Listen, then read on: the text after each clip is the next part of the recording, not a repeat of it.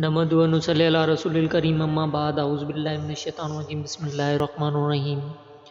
حدیث نبی حضرت انس بن مالک رضی اللہ تعالیٰ عنہ روایت کرتے ہیں کہ رسول اللہ صلی اللہ علیہ وآلہ وسلم جب بیت الخلاء میں داخل ہونے کا ارادہ کرتے تو درج ذیل دعا پڑھتے۔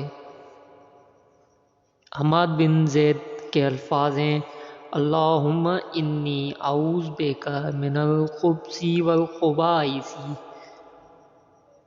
اور عبد الوارث کے الفاظ ہیں اعوذ باللہ من الخبث والخبائث، اے اللہ میں خبیث جنوں اور جنیوں سے تیری پناہ میں آتا ہوں۔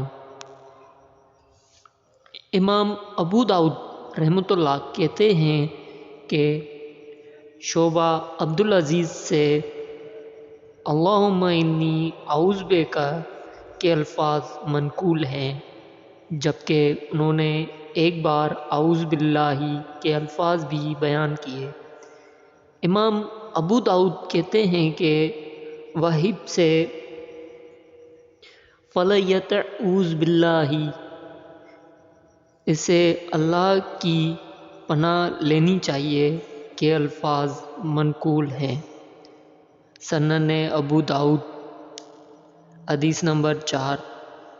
دوستو اس ویڈیو کو ثواب کی نیت سے شیئر کریے گا، سبسکرائب کریے گا اور لائک ضرور کریے گا۔ السلام علیکم ورحمۃ اللہ وبرکاتہ۔